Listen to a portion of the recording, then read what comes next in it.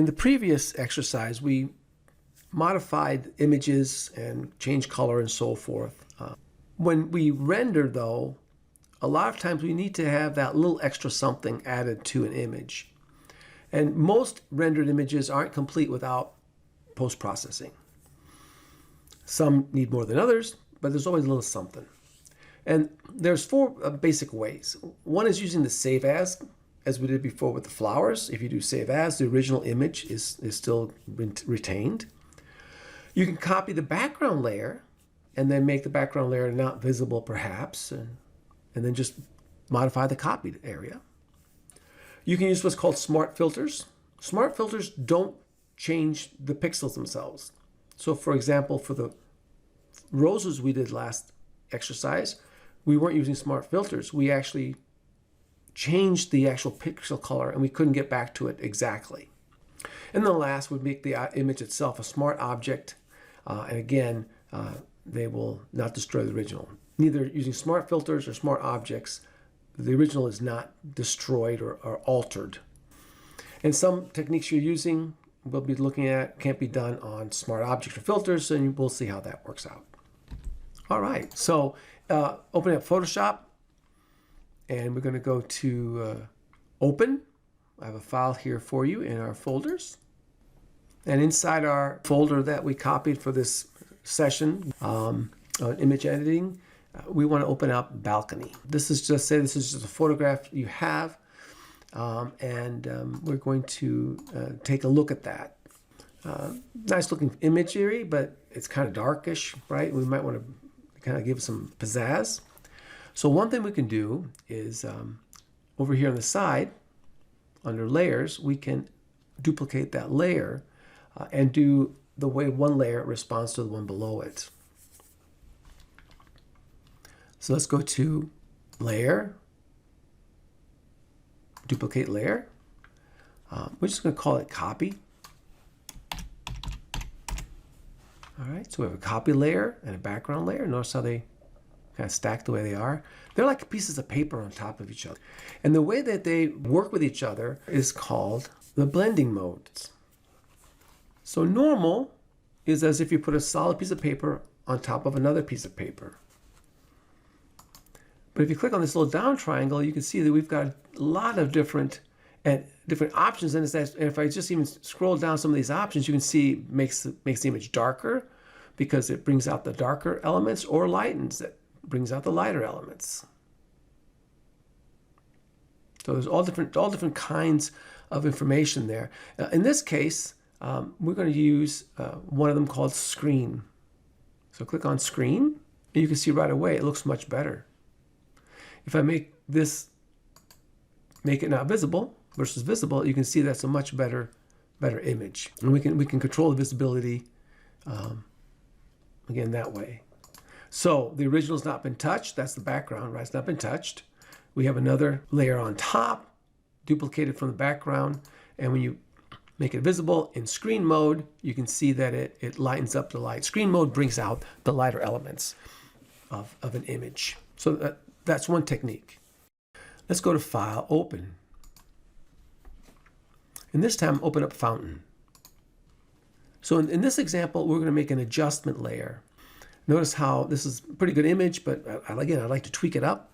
And so we're going to go to New Adjustment Layer, and it's going to be, we're going to call it Curves. And we just leave it called Curved Ones, that's good. Notice we have a new layer here, and what we do with these curves is going to affect the way some of these pixels interact. We're going to keep it normal blending mode. We don't need to change that, but for this curves here, we can see that we have this chart. I'm going to click and drag this so we can see this chart a little bit better. And we can see how this lays out. You might have a chart that shows up on your screen. This chart is showing us all the different pixels and the different range of pixels from pure black to pure white.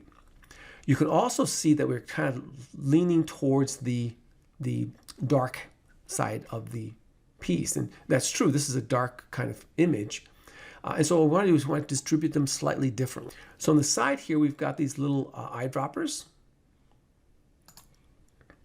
And this one will pick the whitest pixel on our, this is what we're going to say, this pixel, whatever we pick, is going to be the brightest, whitest pixel on the image here. So I'll pick one of these areas right here. If I click on this a second, click, you can see right away the image has gotten much, much lighter. And then I'm going to click on this one. This will be the darkest. This will be the blackest piece that there's going to be there. I'm going to click on this one here. And now we have kind of really tweaked. The brights get brights and the darks get dark, and it becomes a very strong piece here. And again, if you take a look at what it was before to now, I think that's a better, a more vibrant image. And we can still play around with it a bit more, but I think this is still a better image overall. We can reduce the opacity of this, and what we're basically doing is mixing the two together, so that, you know, if you say, well, I like it, but it's a little, like that's a little strong, maybe you can tweak it down. And so it affects the lower one, but it reduces some of that contrast that we were getting. Again, before, after. Let's open up another one. File, open. Called reflection. So again, it's an interesting picture, really kind of cool looking. What we want to use though is we want to be able to select different parts of this image and modify it. And there's different color modes. So if we go to image mode, there's different kind of color modes. This particular one is an RGB color mode, red, green, blue color mode, typical for viewing on screen. And we want to change it to a different kind of color mode so we can adjust different elements of it. So before we do any messing around with the original, I'm going to go to File, Save As. I'm going to call it Reflection 2. That's a good habit to get into too. If you want to keep the original to go back to in case something happens, or if you've gone too far, you maybe destroyed things, or you just want the original untouched. A lot of times doing save as is the safest way of doing it. So now what I'll do is we're going to go ahead and duplicate this background. So I go to Layer, Duplicate Layer like before. I'm just going to make it copy as well. All right. And now we are still in LAB color mode, right? We've changed it to that already. And now we're going to Image, Adjustments, Curves. Image, Adjustments, Curves. And here we go, Lightness, A and B. That's where the color and its lightness are separate. So the A channel contains information on green and magenta in the image, and the B channel's blue and yellow in the image. And that way you can control those kind of color ranges. So start with lightness. And what we do is we're actually changing this top layer here, right? So what we start with lightness is I'm going to click in here. I'm just going to drag this up. And what it does is making the lighter pieces more light. And then we'll bring this down here. And I'm going to make the darker pieces more dark. So we basically kind of stretch the color range so that there's more light pictures, and there's also the light is accented and the dark is accented. And you can see that, you know, the lights got lighter and the darks got darker. We want to make it equal so that it goes through the middle. We want that middle line to go through the middle, so we're doing the same amount to both, right? So we're balancing pretty well. Click on the A, and remember, A is going to do that magenta and green, so I'm going to click here and bring it up. You can see already magenta's happening, right? And click here and go down. And again, we want to go so the middle happens. So in other words, we're balancing both in both directions. There's more magenta and there's more green. And lastly, the blue and yellow, again, bring it up, bring it down until it's balanced out, and click OK. By doing this, we have super saturated this image. But what's nice now is that we can adjust it a little bit in the way it works with what's below, with the opacity slider. If you click on this opacity slider here and just kind of bring it down, you can see we're kind of mixing the two together. and we can decide where we think it looks best. So I think in the past, I think about 33 or so, 34, 35, something like that, I thought was a good balance. It's not super saturated. It's not kind of bland. And maybe initially you might say, well, that kind of looks like the original. But if you take off this layer, make this layer not visible, you can see the difference. And in my mind, this is a much better image we're getting here. We can now go back and change it to RGB if we so desire. So we can go to Image, Adjustments, Image Mode, and click on RGB. And if you ever get this, it wants to know whether we need to flatten the image or not. In this case, we're not going to want to flatten it. Flatten it means getting rid of all the different layers. And that's not what we're shooting for right here. We just want to go ahead and keep the layers as they are so we can modify them further if necessary. But we want them back in RGB mode, which is what we see on the screen. So let's say we don't flatten. All right. And let's say we go File, Save As. Well, if we go File, Save As. We've got our options here, but you notice we don't have JPEG as an option. We got TIFF for printing, and we got Photoshop. Well, we can call this Reflection 2 Photoshop. Sure, why not? Hit Save. But we might want to call it a JPEG too. So what we have to do in this case is we have to save a copy. Because we have layers here, and JPEGs don't handle layers. PNG files don't handle layers. PNG files handles transparency, but not layers. We're going to make a copy, and that copy, it's like exporting out. So make a copy, and now we have an option for JPEG. And we're going to just go ahead and call it Reflection 2, because the original Reflection's okay. We're not going to have to mess with it. All right. Let's go ahead and close these out. We don't need them anymore. They were just example files. Don't have to save. If don't need to save them. You can if you want to. And let's open up an actual rendering and use these techniques in the way kind of looking at it. So File, Open, and this is called Bath Render. Let's go ahead and do File, Save As, and let's save it as a Photoshop file. Again, we're going to save it as a Photoshop file and just kind of maybe add your initials to it or something like that.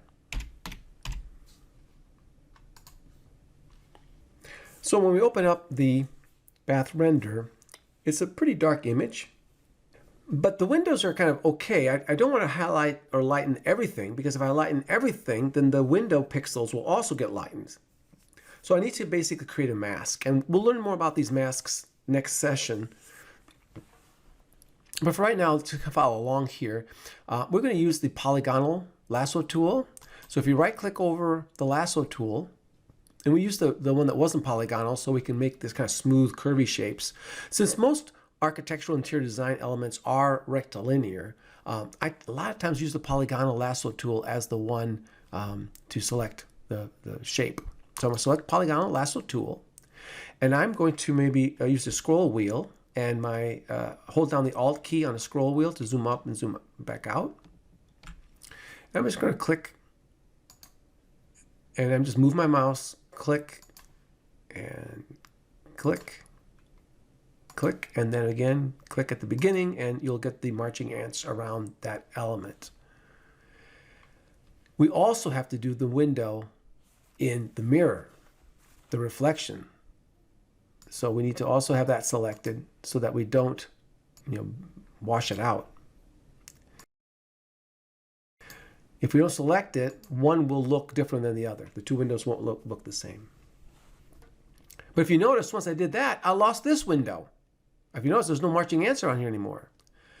So whenever you use the select tool, you also have to look up here at your options. You can see here's the different options. Select a new element, add to the selection, remove from the selection, or find the difference in the selection. I want to click on this button next before I make another click. Otherwise, I'll lose what I started over here.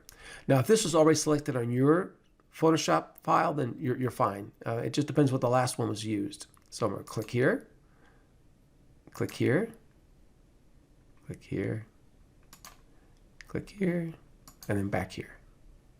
Click. Now they're both selected. Notice something else though. Zoom up on this part of the plant. There's this plant here that the way it's selected, this part here is not going to change, but the rest of the plant is going to look lighter, so it's just not going to look right. So in this case, I want to deselect, take things away from selection. So I'll click here. I can still probably get by with this polygonal tool, even though it's a curvy plant, but I'm just kind of find those little dark spots here and kind of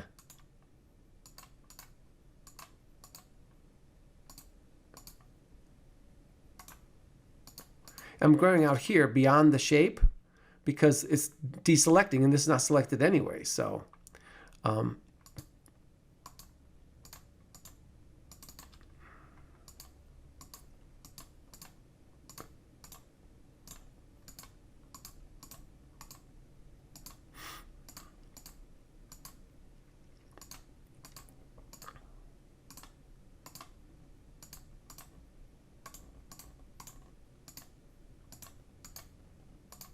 again, I went down here, down below the image, and double click to get back to the top, and then maybe just a little bit here, a little bit here, maybe. And I think that's pretty good. In other words, I've selected enough of it that I think it's going to read okay. There was no plant in the mirror, so we're good. So hopefully we now have this. Again, I'm holding down the Alt key and using the scroll wheel. I could also hold down the Shift key, and I could select it. If you notice that cursor changes, hold down the Shift key, select, remove, so we're good. I tend to like the add to be kind of always around. So when I have the add and I hold down the Alt key, it turns to deselect. I want to affect the rest of the picture, not the window. I want the window to be not modified. So now that we selected the window, I want to select the opposite of the window. And the way to do that is go to Select, Inverse. You can also use your keyboard and do Control-Shift-I, and it does the same thing. So now you should have, although it's around the windows, you should have that marching ants around the whole picture. And that's actually, you did the opposite. The windows will not be modified now, only the inside. And so now we're going to go to Layer, New Adjustment Layer, and it's going to be Levels. And we can just call it Levels 1, that's fine. And you can see that we've got a little picture here with black and white. Anything that's white is going to be modified. Anything that's black in that picture won't be modified. And that's exactly right. The two windows will not be modified. We don't want them modified. So that's perfect. Notice that you still have the background not touched. So we're fine. If something happens to this, we can throw away this layer, make it not visible or delete it altogether. We're not destroying the original image. When we do levels, we see a similar image we saw with curves before in a previous exercise. It's showing you how many pixels of certain color ranges there. And sure enough, there certainly is quite a bit more of the dark side than there is of the light side, right? This is the darkest, this is the lightest, this is middle tone. And what we want to do is I'm going to drag this light over to the point where this starts becoming this hill. They call it like a hill or a mountain. So I'm going to click and drag, and as I click and drag, look what's happening to this image, how it's brightening it up. So right about here looks pretty good. And notice that the window did not get overly bright, but the rest of the space really looks much better. You can see, it's obvious, right? If I make it not visible, I can see the great difference going on here. If I had not washed out the windows, it would have looked something like this. The windows would have become bright white, and you barely see anything inside there. Okay, so sometimes when you do these levels, though, you might get a certain color cast that you're not really looking for. In other words, this room it's a white room. But if you look at the image we have here and kind of really look at it carefully, you can see that there's a greenish cast everywhere, right? There's like this green kind of shading here, which it's a little bit detracting. So just as a photographer might put a filter on their camera so they can adjust the kind of color of the light and how it's going into the film, we're going to do the same thing here. We're going to add a filter, a photo filter, to adjust as well. In this case, we're not worried about the windows being or not being in here. We want to have the whole thing evenly modified. And so I'm going to go to Layer, New Adjustment Layer. And this one is going to be a photo filter. Like I said, we're going to do a filter on this. And photo filter 1 is fine. So now that photo filter is going to affect everything below it. It defaults to the warming filter. And you can see already it looks kind of orangey, like maybe the sun's starting to set or something like that going on. That's not what we're looking for either. We don't want it to be green. We don't want it to be orange either. We're actually looking for a different kind of photo filter.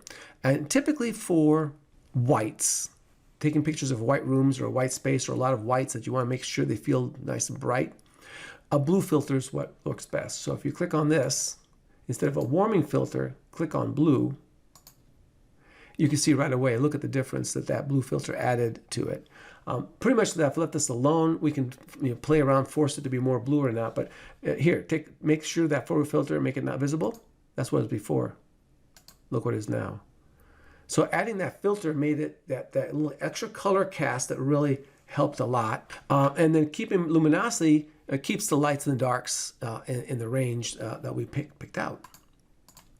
Now, if we wanted to, we could play around with it more. We could change the color and make it a different kind of color blue and so forth. But honestly, the blue photo filter is just fine.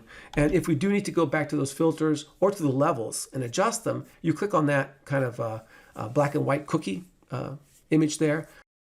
So in photographs, typically the corners and the edges tend to be darker. If you think about it, we have a camera with a round lens putting a picture onto a square frame. So the corners tend to get a little darker. So let's go ahead and make a new layer. You can go to Layer, New Layer, or you can click down here on this little icon with a little plus. So here's a new layer.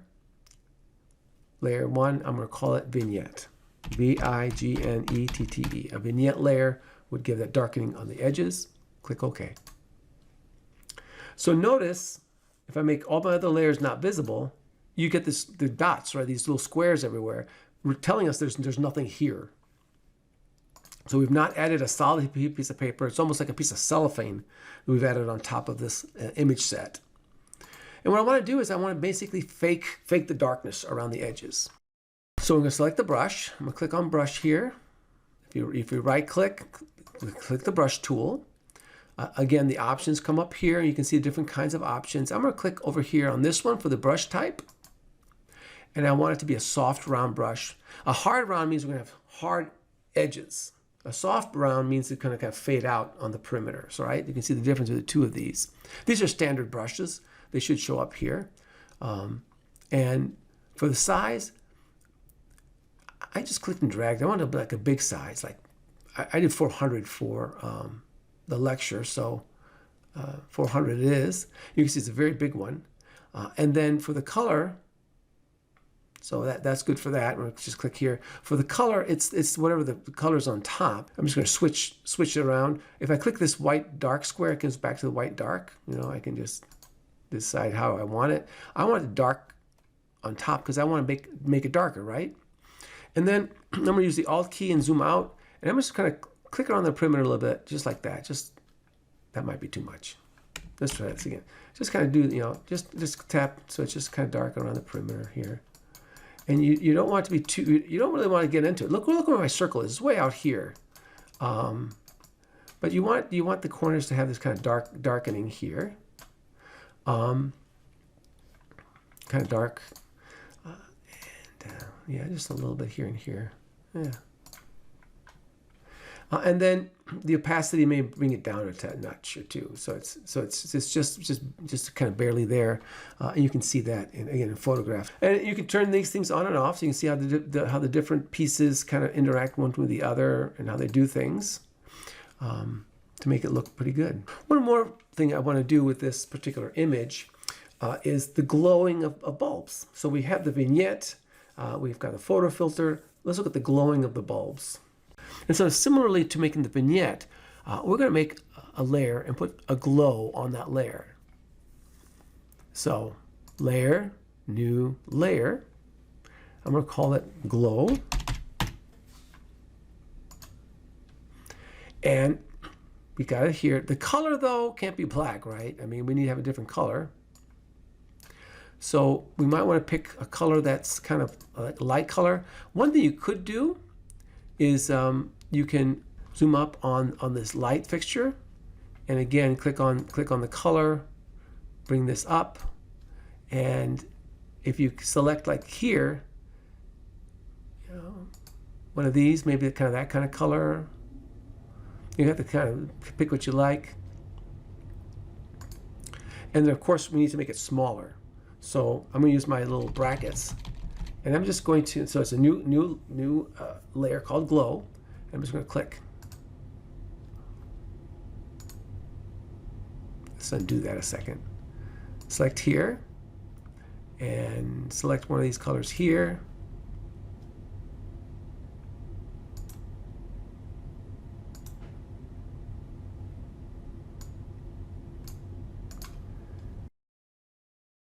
And then just give it a click.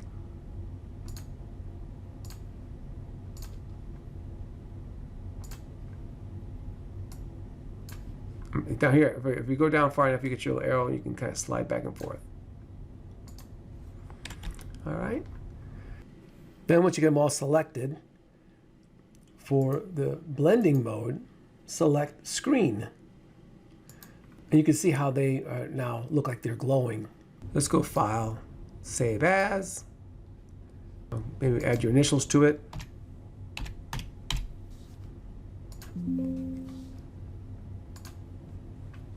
And I think that you've added little elements to this that really kind of make it unique and really make it better than it was. If you think about what it looks like now versus what it started, it's quite a bit different.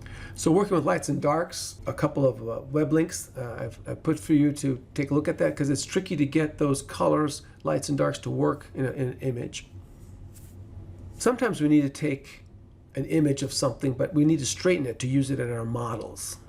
Let's take a look at an example of that. File, open up the quilt JPEG. Opens up something like this. And what we'll do is we're going to crop this, but we're going to use a perspective crop. So if I click here, right click, we have a regular crop tool. We've seen how that works. Click on perspective crop. And then I just usually do a rectangle or start clicking the corners. And then I click and drag where the corners of my perspective is going to be. What I want straightened out. So I'm kind of grabbing these, and you can see that this quilt has a little bit of a, you know, it kind of a little bend down here. But if I get this is going to be good enough. If I get this, is going to be good enough for what I'm using. Then you do right click crop, and there it is. We've got the quilt here, and it's been cropped, and everything's now rectilinear.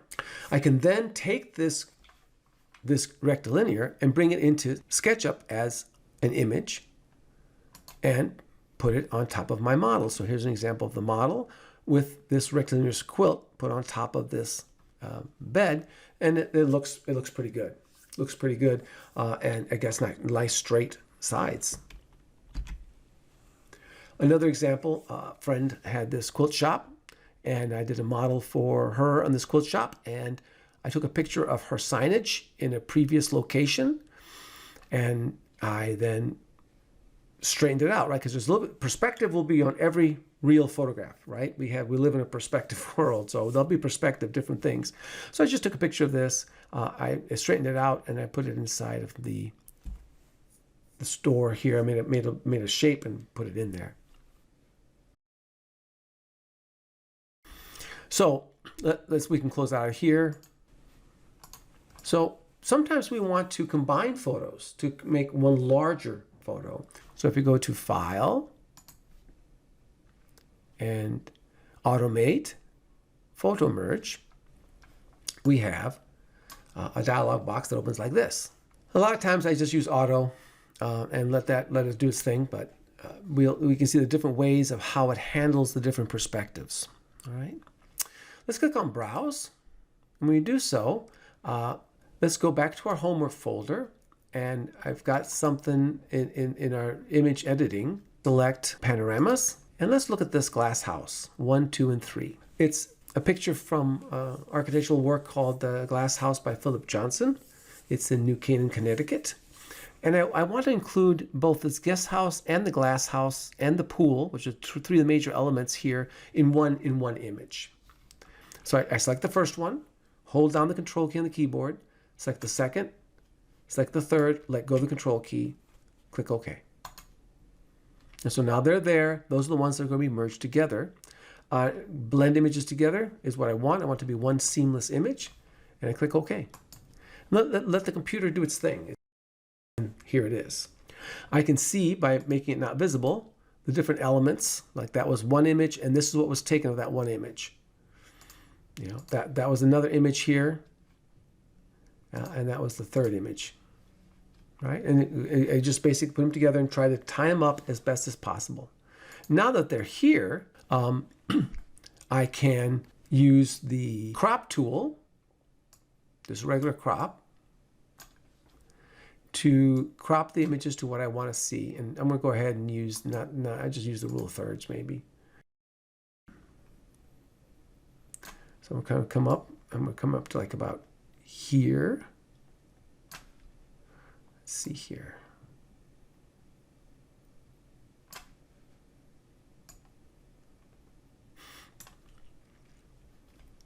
I think this will be pretty good here. I am going to put the picture in the center, but what I'll do is I'm going to have one of these points, you know, line up with this. I've got the pool over here working out. I don't think I need to do much more in this direction.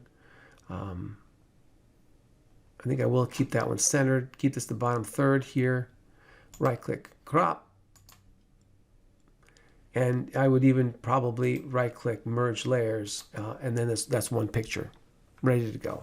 And you can see all three of the major elements of this design scheme, especially the glass house and the backdrop there. Let's do this again. File, Automate, Photo Merge, and Browse. And this time I only have two pictures, Dolphin 1 and Dolphin 2. This is from Michael Graves. It's in the Walt Disney World complex. Click OK. And it's going to, again, it's analyzing the similar pixels and so forth and figuring out how it works, and then putting it together to one image. And you can see again when I make one, it's always interesting to see what pixels it decided to keep and which pixels it decided to not have, that they thought would make a good blend. Notice, however, that it is kind of cockeyed a little bit, right? It's kind of angled a little bit. So I'm going to edit, transform, and I'm going to distort. And I'm going to kind of play around with these to sort of make the water go horizontal, right? I mean, the water is not sideways. I'm looking to see if we can make these be straight on most, if not all, of the pieces here. So by playing around with these grips, it's almost as if I had a wide angle lens. And when you do, you get all sorts of distortions going on. Okay, right click, just press enter. And then I'm going to go ahead and use the crop tool again and just kind of come in and crop a little bit here, crop down a little bit.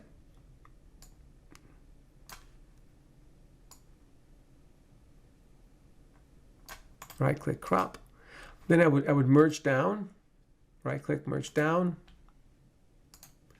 And then I can come in and use the spot healing brush tool to kind of take care of this area here, maybe this little bit of area here. And that looks pretty good. Again, now I've got this picture here of the whole space.